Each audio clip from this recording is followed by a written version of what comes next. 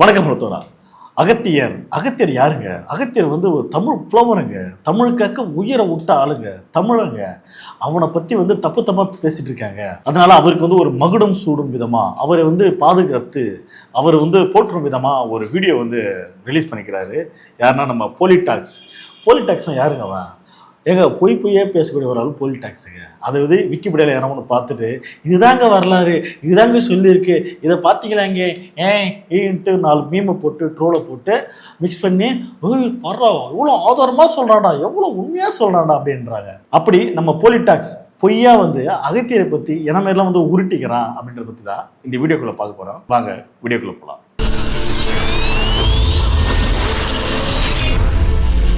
அதாவது அகத்தியர் வந்து ஒரு புனைன்னு சொல்றாங்க. அதெல்லாம் அவர் புனை கிடையாதுங்க. அவர்லாம் மனுஷனா வாழ்ந்தவருங்க. அவர் யார் தெரியுமா? அவர் வந்து அப்படிங்க இப்படிங்க அப்படின்றாங்க. சரி, ஓகே, அகத்தியர் வந்து புனை இல்லை, அதெல்லாம் தாண்டி அகத்தியர் முதல் யார் சொல்லுப்பா? இவர் வீடியோவில் வேட்டி தூக்கி கட்டுறாரு. நானும் ரவுடி தான்டா, நான் ஐயர்லேயே சாதாரண ஐயர்ன்றா, ரவுடி ஐயர்றா அப்படின்ற மாதிரி, நான் சங்கிலே வந்து சாதாரண சங்கிலடா, ரவுடி சங்கிடா அப்படின்ற விதமா நம்ம தலைவர் பேசியிருக்கப்பல. முதல்ல ஒன் பை ஒன்னா பார்ப்போம். ஃபர்ஸ்ட் நம்ம தலைவருடைய இந்த ஸ்டேட்மென்ட் கேட்டுக்கோங்க. அகத்தியர் வந்து ஒரு புனை கதை. அவர் நேரடியா வந்து கோர்த்து விட்டது யாருன்னு கேட்டீங்கன்னா, ஒரு 13ஆம் 14ஆம் நூற்றாண்டை சேர்ந்தது. அகத்தியர் அப்படிங்கிறது ஒரு புனை கதையாமா 13ஆம் நூற்றாண்டுல தான் அவரை நேரடியா நம்ம கிட்ட கோர்த்து விட்டாங்களாமா. இவன் சொல்றது நெசந்தானா ஐயா? பச்சை பொய்ங்க. 13ஆம் நூற்றாண்டுல இல்ல, அதுக்கு 500 வருஷத்துக்கு முன்னாடியே பாண்டியர்கள் அகத்தியரை பத்தி பதிவு பண்ணி வச்சிருக்காங்க. நோண்ட ஆரம்பிச்சுட்டானே. விரிகடலை வேலின் மீட்டு தேவாசுர செறிவென்று அகத்தியனோடு தமிழாய்ந்தும் தமிழ்ச்சங்கத்தை அமைச்ச பாண்டியர்கள் அது அகத்தியோட உட்கார்ந்து தான் ஆராய்ச்சி பண்ணாங்க அப்படின்னு தலவாய்புர செப்பேடுல போட்டுருக்கு. பவரப்புடி செப்பேடுல போட்டிருக்கான். செப்பேடு கிப்பேடு அச்சுடு யாரு கேட்க போறான்? எச்ச இங்க பாரு. முதல்ல அகத்தியர் என்று யாரு? அகத்தியர்னா யாருன்றது கூகுள் பண்ணி பாருங்க, நீங்களே பாருங்க. அகத்தியர்னா ஒரு பாப்பான் வந்து இங்க வந்து தமிழை வந்து வளர்த்து விட்டானா. அதாவது நம்ம பாரதியார் கவிதையில ஒண்ணு இருக்கும். அதாவது தமிழ் வந்து சிவன் பெத்து போட்ட புள்ள, அது ஆடியே இல்லாம ஒரு பிள்ளையா. ஆடியே இல்லாத ஒரு பிள்ளைக்கு ஆரிய மைந்தனாகிய அகத்தியன். அதனால ஆரிய மைந்தன் யாரு? ஒரு பாப்பான். ஆரிய மகைந்தான அகத்தியனை வந்து இலக்கணம் கற்றுக் கொடுத்தானா, தமிழை வந்து ஒழுங்குபடுத்தினானா. இப்படின்னு ஒன்று எழுதி வச்சுக்கிறான். யாரு? பாரதியாரோட கவிதையிலே. அப்ப அகத்தியன் பாருங்க, அகத்தியன் பாப்பானாகிய இவன் வந்து பாண்டிய மன்னர்களோடும் சேர மன்னர்களோடும் சோழ மன்னர்களோடும் வந்து தமிழை வளர்த்தாங்க தான். எப்படி வளர்த்தாங்க? சுப்லாகரம் நமக, ஓம் நமக, ஒய்யார நமக அப்படின்னு சொல்லி சான்ஸ்கிரிட் தான் வளர்த்தானுவன். அதாவது மன்னர்கள் ஒரு காலத்துல எல்லாரும் பார்த்தோன்னா சான்ஸ்கிரிட்டை ஏத்துக்கிட்டாருமா. ஆரிய மனப்பான்மை, ஆரிய சித்தாந்தம், மனுதர்மம், சனாதனம் இதெல்லாம் ஏத்துட்டு தான் மன்னர்கள் வந்து வாழ்ந்தாங்க. இது எல்லாருக்கும் தெரிந்த உண்மைதான். வெண்ண இது ஒரு பெரிய உண்மை மாரி பேசுகிற. ஆனா அகத்தியன் ஒருத்தன் வாழ்ந்தானா பார்த்தோன்னா இல்ல. ஏன்னா அகத்தியன் வந்து இங்க வந்து தமிழுக்கு வந்து சட்டை போட்டு இலக்கணம் பண்ணி விடல. இங்க அகத்தியன் வந்து என்ன வந்து புகுத்தனானா பார்ப்பனர்களுடைய புனைன்னா என்ன? கட்டுக்கதைகள், உருட்டுக்கள். அதாவது அப்படி இருந்தா ஹைட்டா ஒருத்தவன், இப்படி இருந்தா குள்ளமா ஒருத்தவன், இப்படி பார்ப்பனர்கள் வந்து புனைய வந்து சுருட்டி தமிழுக்கும் எங்களுக்கும் ஒரு பெரிய வரலாறு இருக்கு, நாங்க தான் தமிழை உருவாக்கணும் அப்படின்னு சொன்னா நம்ம தமிழர்கள் நம்மளுக்கு கோபம் வருமா வராதா? சிறப்பை கல்ட்டடிப்புல என்னடே புழைக்க வந்த இவனுவ. அதாவது ஆரியர்கள் இங்க எப்படி வந்தாங்க தமிழ்நாட்டுக்குள்ள? மந்திரம் ஊதுறதுக்காக ஆள வந்த கூட்டம் தானே. மந்திரம் ஊதுற வேலையை வந்து பாருடான்னா இவனை வந்து தமிழுக்கு இலக்கணம் சொல்லி கொடுத்தான்னு சொல்லி இவனுடைய புனைய வரலாறு வந்து திணிச்சு விட்டாங்க. இவன் சொல்ற மாதிரி பாண்டியர் மன்னர்கள் வந்து அகத்தியரை கூட்டு தமிழ் வளர்த்தாங்கன்னு பார்த்தோன்னா அது ஒரு புனை தான். ஆனா எப்படி வளர்த்தாங்கன்னா சங்கிகளை கூட்டு அரசு நடத்தினாங்க. அது உண்மைதான். அதாவது பார்ப்பனர்களை கூட்டு அரசு நடத்தினாங்க. அது எப்படின்னா ராஜராஜ சோழன் பாண்டியர்கள் வாழ்ந்த காலத்துல பார்ப்பனரோட கல்விதான் வந்து படிப்பா இருந்தது. அதாவது சான்ஸ்கிரிடம், கோவில மந்திரம் ஊதுறதான் படிப்பு. மற்ற ஆட்களும் பார்த்தோன்னா நம்மளை போன்ற தமிழர்கள்லாம் பார்த்தோன்னா வந்து குலத்தொழில் செய்ய விட்டார். நீ வந்து இந்த தொழிலை செய், நீ அந்த தொழில் செய், நீ இந்த தொழில் செய். ஆனா பாப்பானாகிய மந்திர ஊதனை வந்து கோயிலுக்குள்ள உட்கார வச்சு இவன் தான் படிக்கணும். எதை படிக்கணும்? மந்திரத்தை மட்டும் படி, மந்திரம் ஊது. இதுதான் பெரும் வேலையை வந்து பண்ணிட்டு இருந்தாங்க. எதன் காரணமானா மன்னர்களுக்கு வந்து ஒரு பயம், நல்ல நேரத்துல சண்டை போடணும், கெட்ட நேரத்துல சண்டை போட தோத்துருவான். இப்ப இன்னும் வந்து மூட நம்பிக்கையை ஊட்டி நம்ப வச்சது இந்த பாப்பான் பேச்சை கேட்டுன, ஆஹா ஐயர் சொன்னா நல்லா இருக்கும், அப்ப இந்த நேரத்துல இந்த டைம்ல சண்டை போட நம்ம ஜெயிச்சிடலாம் அப்படின்னு அவன் மேல நம்பிக்கை வைக்காம பாப்பா மேல நம்பிக்கை வச்சு அவன் பேச்சை கேட்டு. ஆனா மன்னர்களுக்கு வந்து பெரும் படை இருக்கு, அது ஒரு நம்பிக்கை இருந்தாலும் இதை வந்து மூட நம்பிக்கை வந்து நம்பினானோ, ஆஹா இவன் சொல்றது தெய்வ வாக்கு, உண்மை வாக்கு அப்படின்னு சொல்லி நம்பிட்டு இருந்த ஒரு காலம். அதெல்லாம் கடந்து போகும். இப்ப இன்னொரு உருட்டு உண்மை பாத்தீங்கன்னா, இந்த உருட்டு நீங்க பார்த்தே ஆகணும். இங்க பாருங்க, பதில் சொல்றாங்க. மணிமேகலையில பொதிகை மலையில வர கேரக்டர் அகத்தியர்னு யாருமே சொல்லல. ரொம்ப அழாதீங்க. இந்த வர மீன் கொண்டு குறைச்சலடா. ஓம்புயர் மலை என்று அருந்தவன் உரைப்ப பொதிகை மலையில தவம் செஞ்ச முனிவர் அப்படின்னு போட்டிருக்கு. ஆனா அது அகத்தியர்னு போடல. இப்ப நீ என்ன பண்ண போற இப்ப அப்படின்னு ஒரு ஸ்மார்ட்டா கேள்வி கேட்கிறாரு. ஆனா அதே மணிமேகலையில 329வது பேஜ் சிறை செய் கதையில மணிமேகலை முனிவன் அகத்தியன் அப்படின்னு அவருடைய பேரை எக்ஸாக்டாவே குறிப்பிட்டிருக்காங்க. ஃபர்ஸ்ட் பேஜ் மட்டும் படிச்சுட்டு வந்து பாத்தியா அகத்தியர் பேரு. டேய் எச்சகல எச்ச உனக்கு என்ன தெரியுது, என்ன பேசுற நீ? முதல்ல வந்து மணிமேகலைன்றது சங்ககால இலக்கியமே கிடையாது. சங்ககால இலக்கியன்றது 10 பாட்டு 8 தொகை அகநானூறு புறநானூறு பத்தி பேசியிருக்கு. இந்த நாய் வந்து சங்க காலத்துக்கு அப்புறம் வந்தது இருக்குல்ல, பிந்தைய வரலாறு பத்தி பேசுகிறது. அதாவது பார்த்தீங்கன்னா சிலப்பதிகாரம், மணிமேகலை, அதை ஒரு வரலாறு இந்த நாய் வந்து பேசுது. நாய முதல்ல வந்து சங்ககால இலக்கிய மூலத்தை தெரிஞ்சுக்க, மணிமேகலை சிலப்பதிகாரம் எப்போ வந்துட்டு தெரிஞ்சுட்டு பேசுறா நாய. இப்ப அதெல்லாம் தாண்டி இன்னொரு விட்டுவோம் பாருங்க. இதுக்கு முன்னாடி வந்து சிலப்பதிகாரத்துக்கு இவனை ஏன் கொண்டாடுறான், சங்கிகள் வந்து கொண்டாடுறான்ட்டு அதை பத்தி நான் உங்களுக்கு சொல்றேன். அது தமிழுக்கான எவ்வளவு விரோதமான ஒரு விஷயம்ன்றது, எவ்வளவு ஒரு வரலாறுன்றது நான் அப்புறம் சொல்றேன். இவன் அடுத்து ஊட்டுறான், அது முதல்ல பார்த்துட்டு வரலாம். இல்ல அப்படின்னு பேசக்கூடாது. முழுசா படிச்சாதான் மேட்டர் புரியும். அறிவாளி வீரா டேய் தற்கொலை முண்டா, டே முண்டை கலப்ப முதல்ல இதை பாரு, சார் அடுத்து பார்ப்போம். அது என்ன டைலாக் இது? அகஸ்தியரை பத்தி சங்க இலக்கியத்துல இல்லங்க. அகஸ்தியரை பத்தி சிலப்பதிகாரத்துல இல்லங்க. சிலப்பதிகாரத்துல தெய்வ மால்வரை திருமணி அருள எய்திய சாபத்து இந்திர சிறுவனோடு சிலப்பதிகாரம் அரங்கேற்றிருக்காது வருது. தற்கூரி சிலப்பதிகாரமே முதல்ல வந்து சங்ககால இலக்கியத்துல கிடையாதுடா தற்கூரி. இது கூட தினம் வந்து ஊற்றுக்கிறா தற்கூரி. முதல்ல சிலப்பதிகாரோட காவிய வரலாறு வந்து பேசிக்கா முதல்ல பார்ப்போம். இவன் என்ன சொல்றான்னா, நம்ம அந்த அற்புதமான காவியம் பார்த்தோன்னா, அதாவது கண்ணகுடி சிலம்பை வந்து கோவலனை கொண்டு போயிட்டு அடகு வச்சுட்டான். எங்க ஒரு மன்னர்கிட்ட வந்து அடகு வச்சு காசு பார்க்க போகும்போது மாட்டிக்கிட்டான். இந்த சிலம்பை யாருதுங்க, இந்த சிலம்பை வந்து யாருது அப்படின்னு வந்து கேட்கறாங்க. அப்ப என்ன சொல்றாங்க, இந்த சிலம்பு வந்து என்னோட மனைவிதுன்றாங்க. அதெல்லாம் கிடையாது, இந்த சிலம்பத்தை நீ வந்து ஆட்டிய போட்டுக்கிற, இந்த சிலம்பு வந்து ராஜவம்சோட சிலம்பும் போது அவனை அந்த மன்னர் வந்து வெட்டி போட்டுறாரு.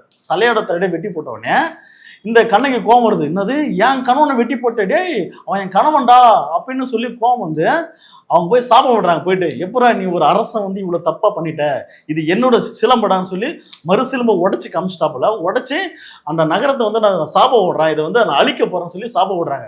எப்படி தெரியுமா சாபம் விடுறாங்க?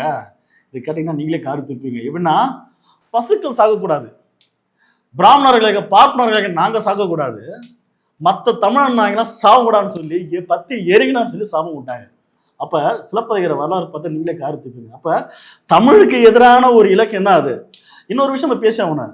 அதாவது இந்த கோவலன் இருக்கான் தெரியுமா, கோவலன் அதாவது கண்ணகியோட ஹஸ்பண்ட் கோவலன். அவன் யார் தெரியுமா? அவனுக்கு இன்னொரு மனைவி மாதவிக்கும் கோவலனுக்கும் பிறந்த ஒரு பொண்ணு தான் வந்து மணிமேகலை. இந்த நாய் கள்ளக்காதல். இந்த கள்ளக்காதல் காவியத்தை வந்து பெரிய இலக்கிய காவியமே வந்து பேசிக்கிறே. இதை வந்து தமிழுக்கு வந்து பெருமை சேர்க்க விதமா, தமிழோட பண்பாடு கலாச்சாரம் பேசக்கூடாது, எங்களுடைய தமிழை வந்து பெருமை பேசக்கூடிய விதமா சங்ககால இலக்கியங்கள் இருக்கு, வள்ளுவர் எழுதி திருக்குறள் இலக்கியங்களுக்கு இருக்கு, 10க்கு கீழடி இருக்கு. அது போதுமே. இதையா நீ வந்து ஆரியன் அகத்தி ஆரியன் இவெல்லாம் இதுக்கிட்ட கொண்டு வரீங்க? என்னது நீங்களாம் தமிழ்னு சொல்லி ஐடென்டிட்டி வாங்கி அப்படியே நாங்களும் தமிழன் தான், தமிழுக்காக நாங்களும் உழைச்சோம் தான் அப்படின்னு சொல்லி ஒரு அல்டா பண்ணலான்னு இருக்கீங்க. சரி, அடுத்து என்ன ஊற்றாலும் முதல்ல பார்ப்போம். அகத்தியரை பற்றி சிலப்பதிகாரத்தில் இல்லைங்க. அப்படிங்களாங்க. தெய்வ மால்வரை திருமுனி அருள எய்திய சாபத்து இந்திர சிறுவனோடு சிலப்பதிகாரம் அரங்கேற்ற கதையில் வருது. வளம் கெழு பொதுனியில் மாமுனி பயந்த இளங்கால் தூதன் இசைத்தன நாதலின் அதே சிலப்பதிகாரம் வேணீர் கதையில வருது. என் பக்கத்துல ஒருத்தன் தீஞ்சி போய் உட்காந்து வரான்டா.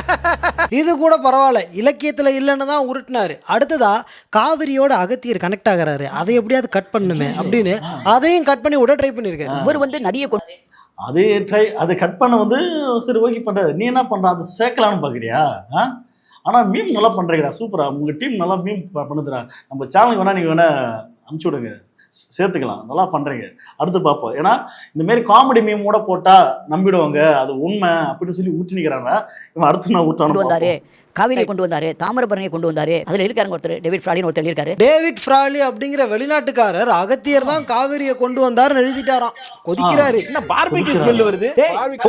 பெரியப்பா அங்கிள், காவேரி அகத்தியர் கொண்டு வந்தார்னு சொன்னது டேவிட் ஃப்ராலி கிடையாது. யார் சொன்னதுன்னு தெரியுமா? அமரமுனிவன் அகத்தியனது கரகம் கவிழ்ந்து காவிரி பாவை, அகத்தியருடைய சொம்பு கவுந்து தான் காவேரி கிரியேட் ஆச்சுன்னு மணிமேகலையில் போட்டிருக்கு. மக்கா என்னது, அகத்தியரோட சொம்பு கவிழ்ந்து தான் காவேரி உருவாச்சா? என்னடா சொல்றீங்க? நான் உன்னை சொல்லுவா, நான் மூத்திரம் செஞ்சு உங்க வீட்டு டேங்கர் ரம்பிச்சுன்னு சொல்லிட்டேன். நான் நம்பி விடாது. என்னுடைய தற்கூரி முண்டகலப்ப அது எப்படா சொம்பு கவிழ்ந்து காவேரி உருவாச்சான்? நான் அகத்தியர்னது என்ன சொல்லுவாரு? அகத்தியர் வந்து வானத்துக்கு பூமிக்கு இருந்தாரா? அவர் குடிக்கிற சொம்பனா பெரிய அண்டாவா? உலக சைஸ்ல இருந்தது.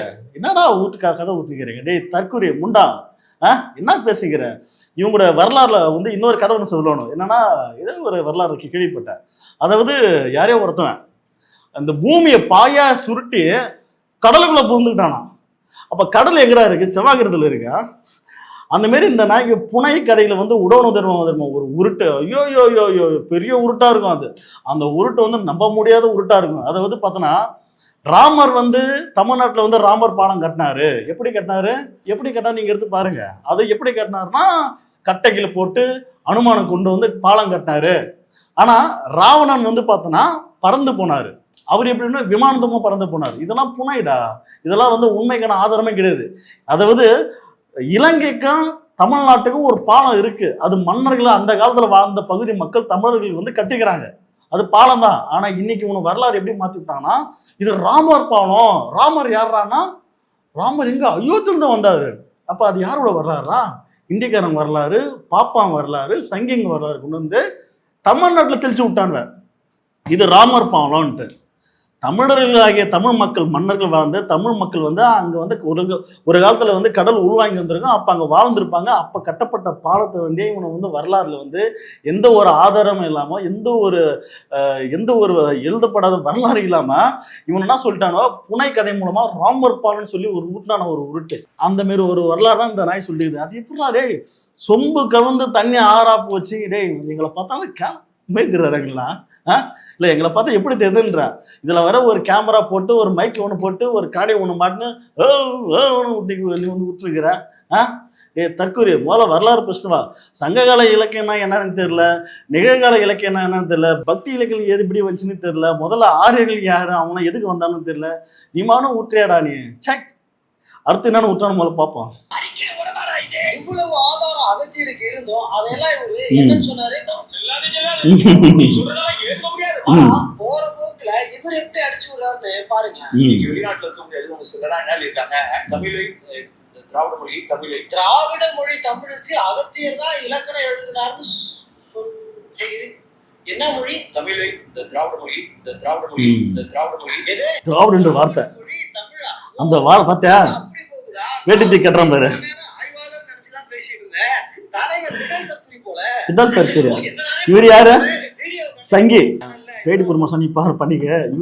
இவர் யாருன்னா, மாட்டு கோமியம் சாணியத்தின்னு வளர்ந்த சங்கி. இவர் வேட்டியை கட்டின, நானும் ரவுடி தாண்டா, நானும் ஐயர் தாண்டா அப்படின்னு சொல்லக்கூடிய ஒரு சங்கி இவர். இது சொல்லுது வந்து திராவிடன்ற ஒரு வரலாறு மூலம் தேடி படிக்கிறா தற்கூறிங்களா. திராவிடன்றது வந்து எது இன்னைக்கு தோன்றது நாளைக்கு தோன்றதெல்லாம் கிடையாது. ஆதி காலத்துலேருந்து அதுக்கான வரலாறு இருக்குது. அது வந்து நம்மளுடைய தேசிய பாடலே இருக்கு. திராவிட உக்கல பங்கா அப்படின்ற வார்த்தை வருது. அப்போ எதன் காரணமாக அது எழுதுகிறான்னா, அதை ஆய்வு பண்ணத்தான் திராவிடர்கள் அப்படின்னு ஒருத்தவங்க வந்து இந்த பகுதி மக்கள் வந்து அழைக்கப்பட்ட ஒரு வார்த்தை. திராவிடர்கள்லாம் யாரு? சவுத்து பகுதியில் வாழ்ந்த மக்கள் வந்து திராவிடர்கள் சொல்லி வந்து அழைக்கப்பட்டது. அவங்க வந்து பேசுகிற மொழி தமிழ். அதாவது அந்த பகுதி மக்கள்னா நிலப்பரப்பு தான் வந்து திராவிடர்கள்னு சொன்னாங்க. அது தமிழ் வேற, திராவிடர்கள் வேறலாம் கிடையாது. தற்கூறிகளா சீமான ஊட்டின கதையெல்லாம் கொண்டு வந்து மிக்ஸ் பண்ண பேசாது. இங்க வந்து இந்த இந்தியாவோட வரலாறு பார்த்தோன்னா ஆரியம் திராவிடனுக்கான வரலாறு தான். ஆரியன் ஆகிய பாப்பானுக்கும் தமிழர்களாகிய நமக்கும் தான் இங்க வந்து போரே, காலங்காலமா சண்டை. அது மூலமா தான் வரலாறு வந்து வருது. அது மூலம் தெரிஞ்சு பேசுறா தற்கூரி. இது கூட தெரியாம வந்து திராவிடனா வந்து என்ன தெரியுமா, திராவிடங்கள்லாம் நீங்க திமுக வந்து பேசி நிற்குது திராவிட கட்சி, அப்ப இவங்க தெலுங்குக்காரங்க. டே திராவிடன்ற வார்த்தை அயோத்தியாசர் பண்டிதருக்கு பேசிக்கிறாரா? திராவிடன்றது வந்து ஆதி காலத்துலேருந்தே இருக்கு. அது தமிழர்கள் வந்து நிலப்பரப்புல வாழ்ந்த மக்களை வந்து அழைக்கப்பட்ட ஒரு சொல். அது யாரால அழைக்கப்படுதுன்னா, அது வந்து சான்ஸ்கிருத வார்த்தை தான். அது கூட அது வந்து யார் வந்து அழைச்சான்னா, பாப்பானாகிய பாப்பான் தெரியுமா, அவன் தான் நினைச்சான் இவங்க வந்து திராவிடர்கள், திராவிடியா அப்படின்னு சொல்லி ஒரு இழிவான பேர். அது ஒரு கொச்சான பேரை சொல்லி, அது ஒரு இழிவான மக்களை சொல்லி கருதி அழைக்கப்பட்ட ஒரு வார்த்தை தான் திராவிடன். திராவிடர். அந்த ஒரு இழிவான பேரை வந்து ஒரு போர் ஆயுதமா, அது ஒரு கருத்தியலா வந்து ஒரு வந்து அம்பா எடுத்து அதை வந்து இன்னைக்கு பல இயக்கங்கள் பல கட்சிகள் வந்து செயல்படுத்துது, பேசுது. அதனாவே திராவிடன்னு சொன்னாவே இவன் வந்து தமிழன் கிடையாது, இவன் வந்து தெலுங்குக்காரன், இவன் மலையாளக்காரன் எல்லாம் தற்குத்தனம் பேச கிடையாது. தமிழ்ந்து போனதான் எல்லா மொழிகளும். அதை வந்து பார்த்தோன்னா தெலுங்கு, மலையாளம், கன்னடம் இதெல்லாம் தமிழ்ந்து போனது. ஏன்னா ஆல்மோஸ்ட் நீங்கள் பேசும்போது உங்களுக்கு ஈஸியாக கன்வே ஆகும். தமிழ் தான் எல்லாத்துக்கும் மூத்த குடி, மூத்த மொழி. ஸோ இது வந்து திராவிடனாவே இது வந்து வேற ஒரு வரலாறு அப்படின்னு சொல்லி ஊற்றிக்கிறானு நாய்களா, போல படிங்கடா, ஃபர்ஸ்ட் வந்து பேசுங்க. ஏன்னா தெரியாம வந்து சீமாவோட பாசறையில் வந்து என்ன தெரிஞ்சுக்கிட்டு 4 வாரத்தை கேட்டு திராவிடம்னா அப்போ தெலுங்குக்கான வரலாறு பழந்து அப்படின்னு பேசினிக்காங்கடா. திராவிடம் தமிழும் எல்லாம் ஒண்ணுதான். இது முதல்ல தெரிஞ்சுட்டு பேசு, அடுத்து என்ன ஊட்டானு போல பார்க்கலாம். அடுத்து ஒரு பாருங்க, ரிசர்ச் எல்லாம் பண்ணல, ரீப்ளேஸ் பண்றாரு. அகத்தியரை வெட்டு, திராவிடத்தை ஒட்டு. வெட்கமே இல்லையாடா உங்க வீட்டுல இந்த தேவாரம், திருப்புகழ், கம்பராமாயணம், திருவாசகம் இதெல்லாம் இருந்தா தூக்கி குப்பையில போட்டுருங்க. அது எல்லாமே டம்மி, வெறும் பொய்யா சொல்லி வச்சிருக்காங்க. எம் மேல காண்டாகாதீங்க, அவர் சொல்றத நீங்களே கேட்டுவாங்க. இந்த அகஸ்தியரை வந்து நமக்கு வந்து கோர்த்து விட்டது இந்த பக்தி இலக்கிய காலம் வந்ததுக்கு பின்னால. பக்தி இலக்கிய காலத்துல தான் அகத்தியரை நம்ம கிட்ட கோர்த்து விட்டாங்களாமா.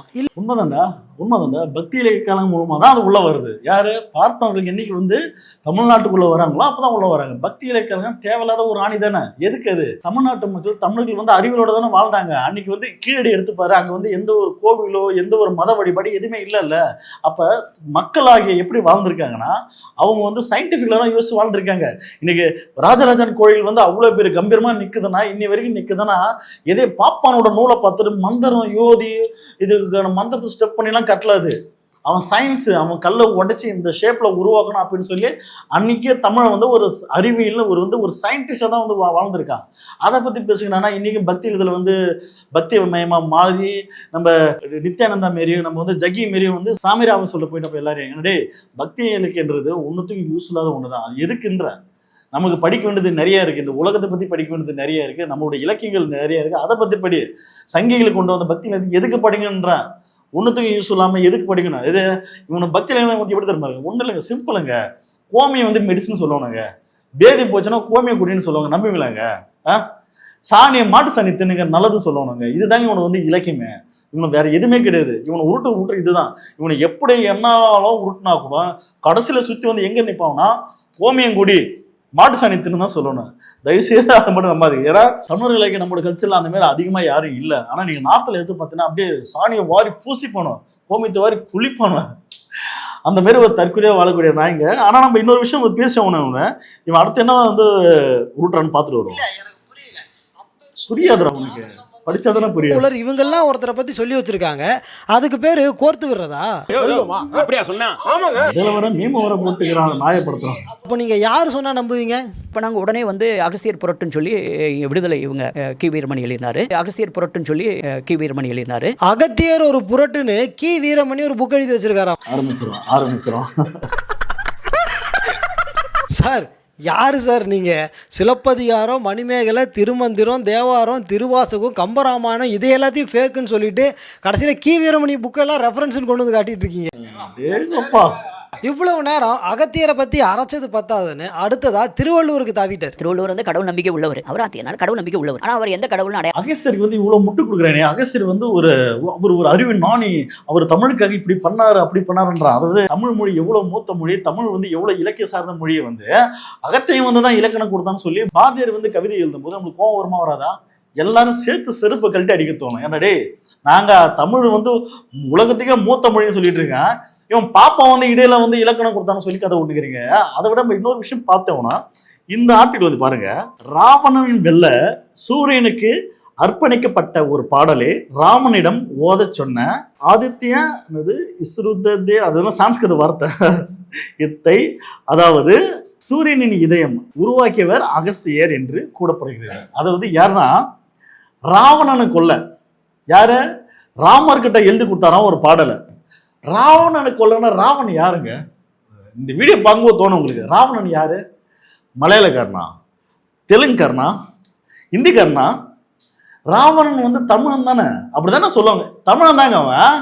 எங்க இலங்கையில வாழ்ந்த தமிழன் ராவணன்.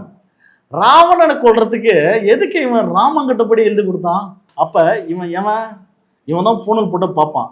இந்த பாப்பா வந்து நமக்கு தமிழுக்கு வந்து இலக்கணம் பண்ணி கொடுத்தானா, இலக்கணம் ஊதி கொடுத்தானா, தமிழை வளர்த்து விட்டானா, இவன் தான் அகஸ்தியன். இதுல வந்து கட்டுக்கதைகள் வேற. சொம்பு தவிரி ஊந்துதான் காவிரி உருவாச்சான். ஏண்டா டேய், என்னடா அது உருட்டு இது? அதாவது பாப்பான்னு ஒன்று எடுத்தீங்கன்னா வச்சுங்க, உழைக்காம உட்காந்து சாப்பிட்றதான் பாப்பான். ஸோ அவனை போன்ற ஒரு ஆட்கள்லாம் புனைக்கதையில வந்து அடிச்சு விட வேண்டியதான். அவன் அப்படி வந்தான், இவன் இப்படி வந்தான், இது எகுத்து நீ கேள்வி கேட்கக்கூடாது, இதெல்லாம் ரொம்ப தப்பு, மனுதரும் இப்படி கேள்வி கேட்கக்கூடாது, தப்பு தப்பு தப்பு, சாமி கண்ணை கூத்துன்னு சொல்லி நம்மளை ஏமாத்த வச்சானே அந்த கதையை தான் வந்து உருட்டுக்கிறான். இதை ஏன் நம்ம சொல்றோன்னா, நம்மளோட தாத்தா முப்பாட்டை ராவணனை கொள்றதுக்கே வந்து இந்த சங்கி என்ன மாதிரி வேலை பார்த்துருக்கான். அப்ப இந்த சங்கி எதனால இப்படி வேலை பார்க்கறான்னா, அப்ப ஆதி காலத்து வரலாறு இருந்தே பார்த்தோன்னா ஆரியனுக்கும் திராவிடனுக்கும் தான் சண்டையே. திராவிடனா தமிழன், தமிழனுக்கும் பாப்பானு தான் ஆதி காலத்து சண்டை. அப்பல இருந்தே தான் அது போயிட்டு இருக்கு. பல சூழ்ச்சி மூலமா வந்து இங்க வந்து பல மன்னர்களை உசார் பண்ணி மயக்கி இவனை வந்து உள்ள பூந்தானுவ. அதோட வரலாறு தான் வந்து ராஜராஜ சோழ பாண்டியன், சேரன், சோழன், பாண்டியன், இவன் எல்லாமே. ஸோ இவனை பேர்ல வந்து உள்ள பூந்துட்டு இன்னைக்கு வந்து தமிழுக்கு வந்து இலக்கணம் கொடுத்தான் அப்படின்னு சொல்லுவாங்க. அது வந்து தமிழ்நாட்டுக்கு மட்டும் இல்லைங்க, இவங்க ஒட்டுமொத்த இந்தியாவில் உள்ள எல்லா மொழிக்கும் பார்த்தோன்னா இவங்க தான் இலக்கணம் கொடுத்தான்னு சொல்லி பேசிட்டு போனோம். எல்லா ஊர்லயும் இப்படிதான் வந்து இருக்கும். ஸோ அதனால தமிழர்களாக நம்ம தெளிவா இருக்கணும். இவன் அடுத்து வள்ளுவரை பத்தி ஒரு உருட்டு விட்டுறான், அதை பார்த்துட்டு வருவான். அடுத்ததா திருவள்ளுவருக்கு தாவிட்டார். திருவள்ளுவர் வந்து கடவுள் நம்பிக்கை உள்ளவர். அவர் ஆத்தியனால கடவுள் நம்பிக்கை உள்ளவர். ஆனா அவர் எந்த கடவுள்னு அடையாளப்படுத்தல. திருவள்ளுவர் கடவுள் நம்பிக்கை உள்ளவராமா, ஆனா எந்த கடவுள்னு அவர் சொல்லலையாமா. இந்திரன், அடியளந்தான், திருமகள், யமன் இவங்கெல்லாம் யாரு? திருவள்ளுவரோட கிளாஸ்மேட்ஸா? கடவுள் தானே. அதுவும் எந்த கடவுள்? வாயில வராதே. இது கூட பரவாயில்ல, கடவுளை தான் கட் பண்ண பார்த்தாரு. அடுத்ததா அவர் சொல்றதை கேளுங்களேன். தமிழுங்க சொல்லும் கிடையாது, தமிழ்நாடும் கிடையாது, ஒண்ணுமே கிடையாது. இவர் வந்து தன்னை அடையாளப்படுத்தாத ஒரு அடையாளங்களை கடந்த அற்புதம் அவர் அப்படின்னு நான் சொல்லுவேன். திருக்குறள்ல தமிழ் அப்படின்ற வார்த்தை கிடையாதாமா, தமிழ்நாடு அப்படின்ற வார்த்தை கிடையாதாமா, அவரு அடையாளங்களை கடந்த அற்புதமாமா. நான் வேற ஏதாவது கேட்டு போறேன் தம்பி. அப்படியே ஒரு சொற்றை மாட்டி அவரை தூக்கிட்டு போய் அண்டார்டிகாவில் உட்கார வச்சிருங்க, எல்லாருக்கும் பொதுவானவரா இருப்பாரு. இந்த நக்கலை மாதிரி ஒன்றும் குறைச்சல் இல்லை. இதுக்கு வந்து மீன் போடுற விதமா சில பேசிடுறது. சரி, என்ன சொல்றாங்க முதல்ல முழுசா பாத்துருவோம். புரியாதுடா உனக்கு, ஒண்ணுமே புரியாதுடா. இப்ப அவரு தமிழர்னு சொல்லிட்டா எல்லாருக்கும் பொதுவானவரா இருக்க மாட்டாரா? அடையாளம் அனாதை பக்கி தற்குரிமை பேசுறாரு. அதாவது திருவள்ளுவர் வந்து தன்னை வந்து சங்கியா வந்து பார்த்தல. இவன் என்ன சொல்ல தெரியுமா, என்னது சூரியன் சந்திரன் இதை பத்திலாம் சொல்லிட்டாரு. அவர் வந்து ஒரு இந்து தானே. டேய், இந்துன்ற பேர் எப்போ வந்தது? தற்கொலை சொல்லாண்டாது. இந்துன்ற பேர் வெள்ளக்காரன் எப்போ வந்தானா அப்போதான் நம்மளுக்கு வந்து இந்துன்னு ஒரு பேர் வச்சான். அப்போலாம் இந்து பொங்கலாம் ஒன்று கிடையாது.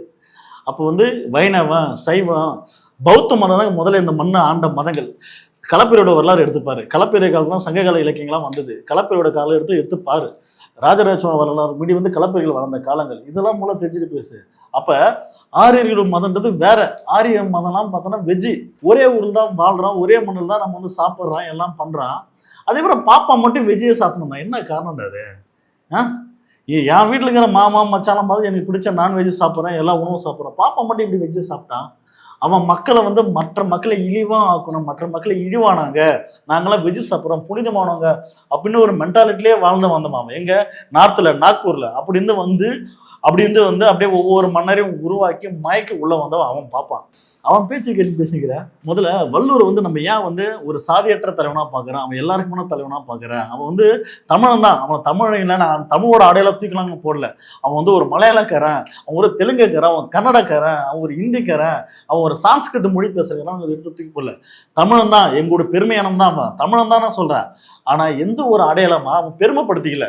நான் தமிழன் அப்படின்னு அவன் வந்து பெருமைப்படுத்திக்கல. அதுவே அது பெருமை பேசுறதே வந்து ஒரு பைத்தியமான நிலை தான்.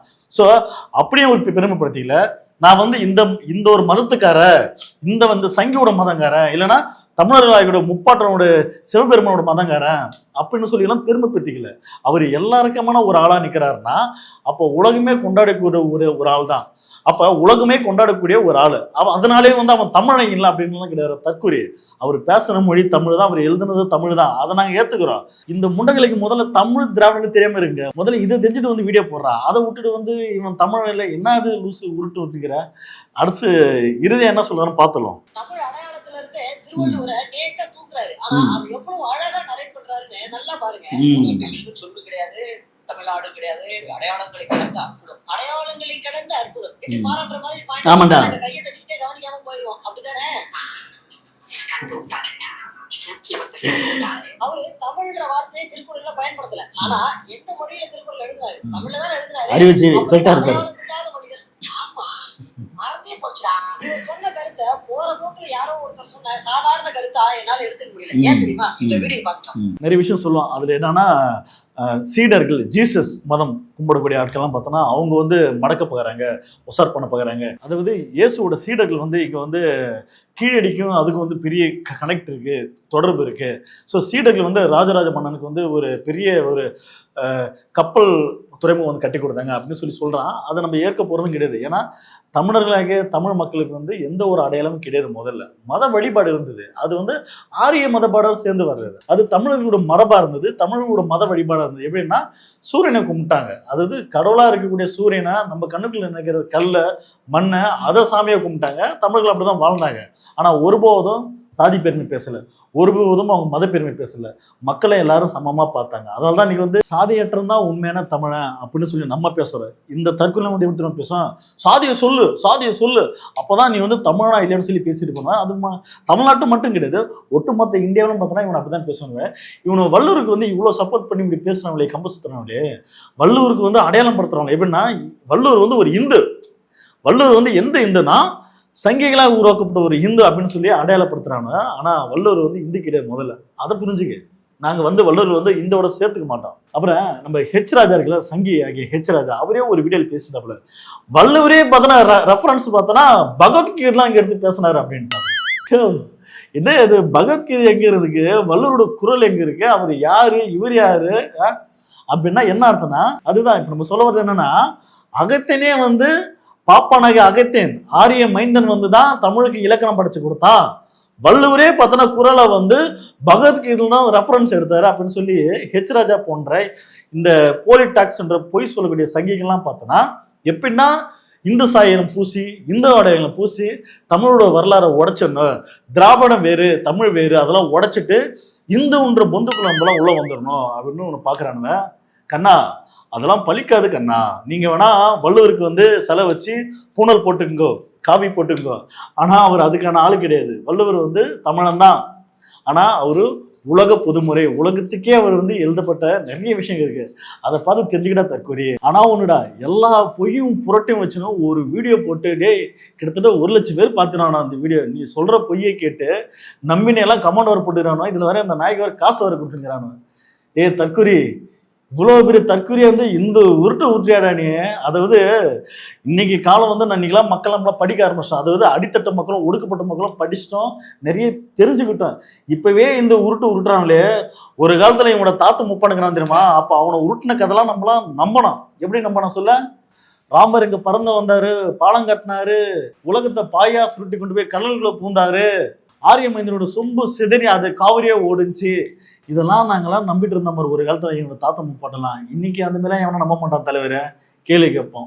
ஏன்னா இன்னைக்கெல்லாம் நம்ம படிக்க ஆரம்பிச்சிட்டோம். கேள்வி கேட்போம். கேள்வி கேட்கறது மட்டும் இல்லை, செருப்பை கழட்டி எடுப்போம். இந்த மாதிரி பொய்யான கதைகள்லாம் வந்து பேசுனா. இந்த வீடியோ பத்தின கருத்துக்களை மறக்காம கமெண்ட் பண்ணுங்க. கண்டிப்பா முடிஞ்சுன்னா இந்த வீடியோ அவனுக்கு ஷேர் பண்ணுங்க. இதுக்கு அவன் பதில் வீடியோ போட்டோம்னா நிச்சயமா நம்ம அதுக்கும் ஒரு பதில் வீடியோ போடுவோம். மீண்டும் அடுத்த ஒரு நிகழ்ச்சி நம்ம சந்திப்போம். போறது முன்னாடி அப்படியே நம்ம ஹலோ துறை சேனலுக்கு ஒரு சப்ஸ்கிரைப், ஒரு பெல் ஐக்கான் இதெல்லாம் பண்ணிட்டு போனீங்கன்னா நம்ம வீடியோ தொடர்ந்து நீங்க பார்க்கலாம். நன்றி, வணக்கம்.